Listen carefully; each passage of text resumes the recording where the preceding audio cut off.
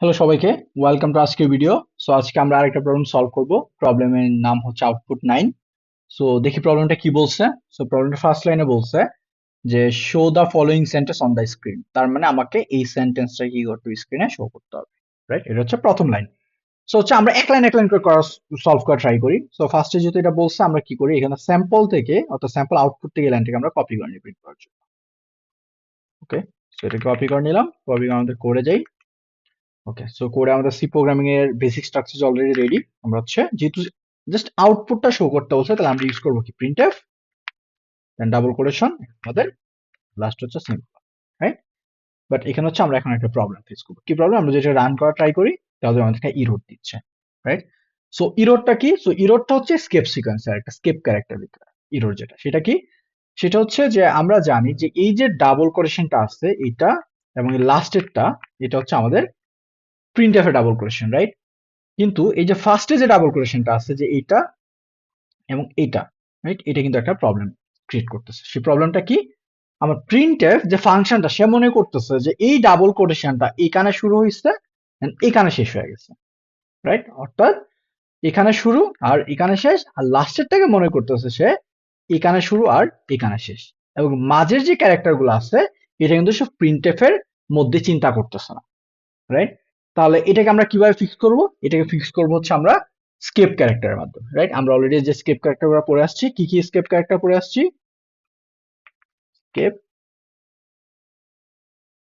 Character, কি কি escape character আছে আমাদের? ব্যাকস্ল্যাশ এন, যেটা হচ্ছে আমরা নিউ লাইনের জন্য ইউজ করি। তারপর হচ্ছে ব্যাকস্ল্যাশ টি, যেটা হচ্ছে একটা ট্যাব দেওয়ার জন্য আমি ইউজ করি, একটা ট্যাব পরিমাণ স্পেসের জন্য ইউজ করি। দেন আরেকটা আছে কি, ব্যাকস্ল্যাশ। ব্যাকস্ল্যাশ এটা মূলত কি করে? এটা হচ্ছে এক্সট্রা একটা ব্যাকস্ল্যাশ প্রিন্ট করার জন্য ইউজ করা হয়, সেটা আমরা দেখবো। দেন আরেকটা হচ্ছে শুধু ব্যাকস্ল্যাশ। রাইট, সো এই ব্যাকস্ল্যাশটা কি করে? ব্যাকস্ল্যাশ কোনো একটা ক্যারেক্টারে স্কিপ করতে হেল্প করে, যে আপনি এই ক্যারেক্টারটাকে এই লাইনের মধ্যে স্কিপ করতে চাচ্ছেন, এটাকে কোনো কিছু অন্তর্গত করতে চাচ্ছে না, তখন এটাকে ইউজ করা হয়। রাইট, সো এই ব্যাকস্ল্যাশটা এখন আমরা ইউজ করব। কিভাবে ইউজ করব? সো আমি চাচ্ছি এটা এখানে শুরু হবে, কিন্তু ও যেন মনে না করে যে এটা অ্যাকচুয়ালি এখানেই শেষ। রাইট, এই জন্য স্কিপ করে এটাকে। তাহলে স্কিপ করার জন্য কি করবো? আমরা হচ্ছে এখানে একটা ব্যাকস্ল্যাশ ইউজ করবো। রাইট, দেখেন ব্যাকস্ল্যাশ ইউজ করার সাথে সাথে কিন্তু আমার এই কালারটা কিন্তু চেঞ্জ হয়ে গেছে। কালারটা কি হচ্ছে? চেঞ্জ হয়ে গেছে। তার মানে ও কিন্তু এখন আর মনে করতেছে না যে এটা এখানে শুরু আর এখানে শেষ। রাইট, তার মানে এখন সে কি মনে করতেছে? বাট এখন প্রবলেমটা হচ্ছে এখন মনে করতেছে এটা এইখানে শুরু আর হচ্ছে এইখানে শেষ। Right? তার মানে এইখানে, তার মানে এখানে এখন আমাকে কি কি করতে হবে? এখানে আরেকটা ব্যাকস্ল্যাশ ইউজ করতে হবে। কেন ব্যাকস্ল্যাশ ইউজ করতে হবে? তাহলে যেন সে মনে করে যে এটা এইখানে শুরু আর এইখানে গিয়ে শেষ। তার মানে আমরা এখানে কি করব? আরেকটা ব্যাকস্ল্যাশ ইউজ করব। দেখেন কালারটা চেঞ্জ হয়ে গেছে। রাইট, তো যেহেতু কালারটা চেঞ্জ হয়ে গেছে, তার মানে বলতে পারতেছি এসকেপ ক্যারেক্টারটা ঠিকভাবে কাজ করতেছে। তার মানে এখন দেখেন এই প্রিন্টএফ এর প্রথমটার কোটেশন আর লাস্টেরটার কোটেশন কিন্তু এখন সেম কালার হয়ে গেছে। তার মানে এইটা এখন মনে করতেছে এটা এইখানে শুরু আর এইখানে শেষ। রাইট, আর এই পুরো সেন্টেন্সটা এখন আমার ডাবল কোটেশনের ভিতরে। রাইট, আচ্ছা এখানে একটু রেড হয়ে আছে, তার মানে এখানে একটু প্রবলেম আছে। সেই প্রবলেমটা কি? আমরা জানি ব্ল্যাক স্ল্যাশ যখন আমি ইউজ করি তখন কিন্তু এই পরের ক্যারেক্টার স্কিপ করা ট্রাই করে, সে স্কিপ ক্যারেক্টার সিকোয়েন্সের মধ্যে ফেলা ট্রাই করে। রাইট, কিন্তু এই ব্যাকস্ল্যাশ যেটা আছে এটা কিন্তু আমার কোনো স্কিপ ক্যারেক্টার না। আমরা যেটা একটু দেখা ট্রাই করি, আমাদের যে কোডে কি বলছে, এটা কিন্তু স্কিপ ক্যারেক্টার না, এটা কিন্তু আমার প্রিন্ট এফে শো করতেছে। তার মানে এটাকে আমার প্রিন্ট এফে দেখাইতে হবে। সো আমরা কি বলছিলাম যে প্রিন্টএফ এ এই ব্যাকস্ল্যাশ দেখানোর জন্য আমার কি করতে হবে? ডাবল ব্যাকস্ল্যাশ ইউজ করতে হবে। তার মানে এইখানে একটা যে ব্যাকস্ল্যাশ আছে, আমার কি করতে হবে? এখানে আরেকটা ব্যাকস্ল্যাশ ইউজ করতে হবে। দেখেন ইররটা চলে গেছে। রাইট, ইররটা কি চলে গেছে। সো এটা যদি এখন রান করি তাহলে দেখবো এই সেন্টেন্সটা এখন আমাদের ঠিকভাবে শো করতেছে। রাইট, আচ্ছা এখন আমরা পরবর্তী ইনস্ট্রাকশনে যাই। আচ্ছা এখানে আরেকটা জিনিস বলছে, সেটা হচ্ছে বিটুইন এ আর এবং টি। তার মানে এই যে আর এবং টি এর মাঝখানে একটা ট্যাব ইউজ করতে হবে, একটা ট্যাব আছে। তার মানে এই যে স্পেসটা আছে এটা কিন্তু আমাদের রেগুলার স্পেসিং না, এটা কিন্তু একটা ট্যাব পরিমাণ স্পেসিং। রাইট, তার মানে এটা আমি কিভাবে মেক শিওর করব? সো এটা এই যে স্পেসিংটা আছে এটা কিন্তু আমি কাউন্ট করে দিতে পারবো, এটা ট্যাবস পরিমাণ স্পেসিং। রাইট, এটার জন্য আমরা জানি ট্যাবস পরিমাণ স্পেসিং দেওয়ার জন্য কি করতে হয় আমাদের? একটা স্কেপ ক্যারেক্টার, সেটা হচ্ছে ব্যাকস্ল্যাশ টি। ওকে, তার মানে আর এবং টি এর মাঝে কি আছে? একটা ট্যাব আছে। রাইট, সো এটা ছিল আমাদের প্রথম ইনস্ট্রাকশন। দ্বিতীয় ইনস্ট্রাকশনে কি বলছে? তৃতীয় ইনস্ট্রাকশন বলছে show the following sentence on the screen. তার মানে এই যে এই সেন্টেন্স গুলো আছে এগুলোকে আমাকে স্ক্রিনে শো করতে হবে। রাইট, তাহলে আমি কি করতে পারি? এখান থেকে এটা কপি করে নিতে পারি। এখান থেকে এটাকে আমি কপি করে নিলাম। কপি করে প্রিন্টএফে গিয়ে printf and লাস্ট অবশ্যই ব্যাকস্ল্যাশ n, রাইট? ওকে, 2 নাম্বার সেন্টেন্স ডান। 3 নাম্বার কি বলছে?